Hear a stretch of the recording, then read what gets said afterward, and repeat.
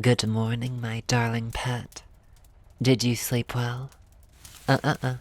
Don't sit up so quickly, my dear. You look so frightened. By chance, have you forgotten what transpired last night? Uh-huh. There you go. Your neck has healed, but the marks are still there. Faint, but there. Yes, from where I fed from you. If you couldn't go back due to failure before, you most certainly can't go back now.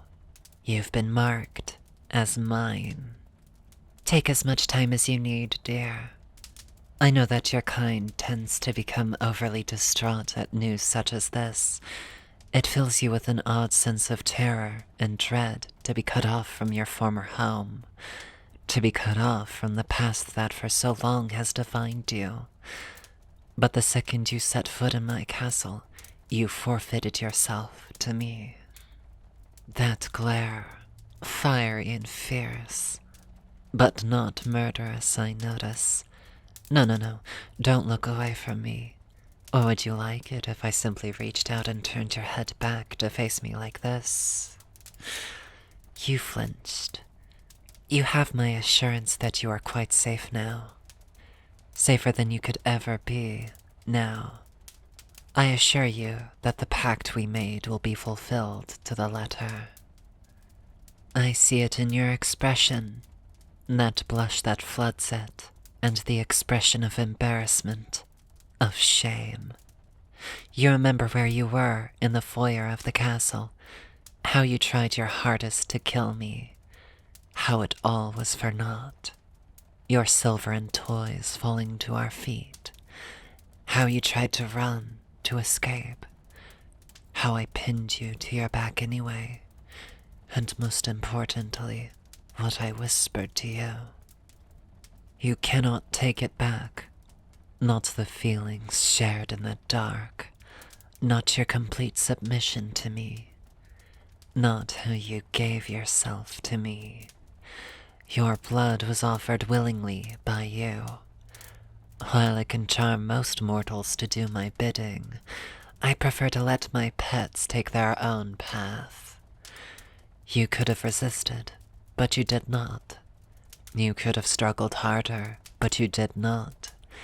You could have ignored that tiny voice in your head that wanted you to submit, but you did not. Instead, you let me in. You were swayed by your desires, and you offered your blood to me willingly. And in exchange, I will give you what was promised. The difference between oaths made by humans and those made by vampires are very prominent. If a human makes an oath to another human and seals it with blood, then it can still be broken. The luck for the oathbreaker will turn sour, stale, until the oath is kept. But they can be broken. The pact between us is unbreakable. No spell on earth, no potion or word could ever break this oath. If you tried to resist, then the fates themselves will twist your life such that you will end up fulfilling it anyway. If you tried to escape me, to run to that village anyway, then you would encounter such bad luck that you would end up at the entrance to the castle. If you do not believe me, you are welcome to try, though I would not recommend it. I have no intention of even attempting to break my oath to you. I meant it when I said that you will be cared for. My servants are hard at work as we speak, making the castle more appropriate for your eyes. And we are in your room as we speak. Yes, it is quite luxurious, isn't it? You have all manner of books, tools, and such here, for you to busy yourself with as you wish. Take this. Ah yes, it is a key. It's the key to your room. It will also work on my room, should you need me for any reason. And I do mean any reason. Come, take my hand. There you go. Your hand is soft, demure, much like yourself, former Huntress. Allow me to lead you to the table by the window. Your breakfast is waiting for you. Voila! With eyes as wide as that, you'd think they'd pop out of your head. There's a selection of meats, cheeses, and vegetables for you to choose from. And we have a fine selection of wine for you to choose, all of which are vintage. Why, of course, this is all for you. While I could eat with you, I do not gain any benefit from doing so. Besides, I'd rather much be eating you. Can you feel the hair on the back of your neck stand on end? The goosebumps traveling up and down your arms, the cold shiver that runs down your spine.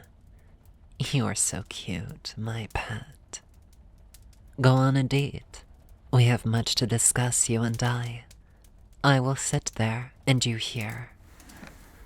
Now then, what is your name, former Huntress? Ah, that sounds lovely. A lovely name for a lovely little human. And might I say, your blood is excellent. Very delicious indeed. Mostly hunters are bland, tasting only of silver and steel, the taste equivalent to a dull gray. But yours isn't that. It isn't dull. It isn't gray. It isn't silver or steel. Yours to me is the flavor of nectar, richer than this wine. When I took your blood into me, the flavor of the soul that danced on the tip of my tongue was so fiery, so passionate, creative and wild. An edge of steel, as if the hunter's will tried to impose itself upon your nature, but still sweet, still rich and vibrant. And I want it. I want every part of your blood, your essence. I want every part of you. Why not take a drink of wine, love? There's a good girl. It is the sweetest wine that I could find for you. The grapes that went into making that were grown in a special vineyard, with strawberries bordering them. The grapes grown there are the sweetest that you have ever tasted. I have brought a few home for you to try. Would you care for them? Huh? You need not reach for them. I will feed them to you. Just be a good girl and simply open your mouth and I'll pop one in. There. Tell me, what do you think of it? Why, yes, you can indeed taste the flavor of them in the wine itself now that you've had the grapes. You begin to understand, though not entirely. Maybe one day you will, when you cross over. Of course, one day, though I will not tell you when, I will turn you into a vampire. And until then, you will enjoy my company as well as all the comforts that I will provide to you. And I get to enjoy you for the rest of your human life. I get to sate myself upon the deliciousness that is your blood. Such internal struggle. My pet, your mind is certainly an interesting one to see. You still think that you can muster your will to resist me. No, you do. You think that you can negotiate with me. And that is where you're wrong, my little human. You are mine already, to do with as I please. And I fancy a taste.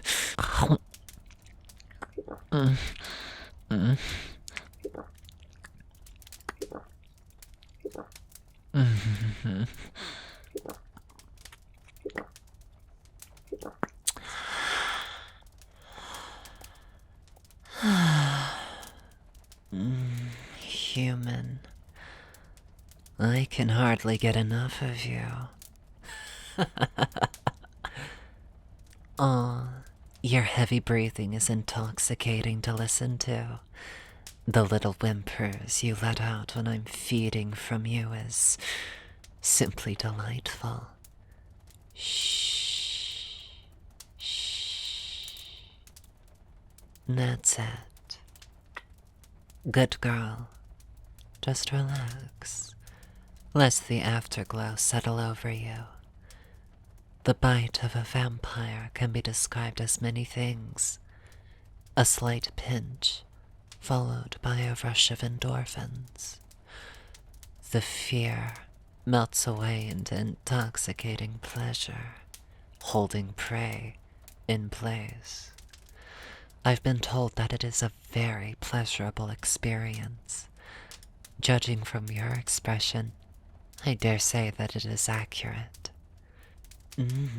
Hardly any resistance left when you're like this. I must confess that it's taking a great amount of effort to not drain you this instant. The taste of your blood is so delicious.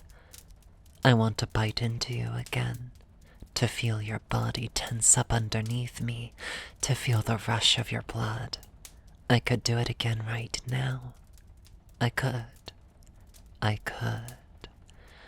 But not tonight. I want to tonight, but I must restrain myself.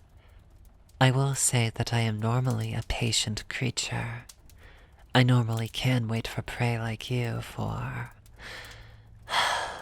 weeks on end. I can plan for months ahead if need be.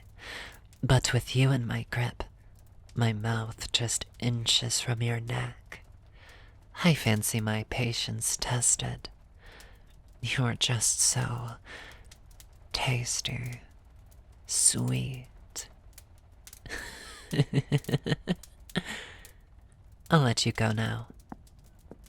Oh, careful. You nearly collapsed out of the chair. Hence the look on your face. Are you disappointed? Oh, my darling, you truly are such a precious treasure. In the wardrobe, there is a selection of outfits that you may wear at your discretion, made out of only the finest fabric and thread. You may have noticed that I have removed your leather armor. It is being cleaned as we speak, and reinforced to the best of our craftsmanship. When it is finished, you may see it, even wear it should you wish. I have gotten the full measure of your body, so it will fit snugly against you. Do you like the night clothes that I've chosen for you? Only the finest of silk and lace. I thought it appropriate for the circumstances. Oh, honey, do not be so ashamed. I have always found it odd that you bear such shame regarding your physical body, as if the mere sight of it being bare, with nothing to hide it, were a crime. And what would you be doing with that knife? You're beginning to hide your killing intent a little more. For a huntress, I would expect nothing less.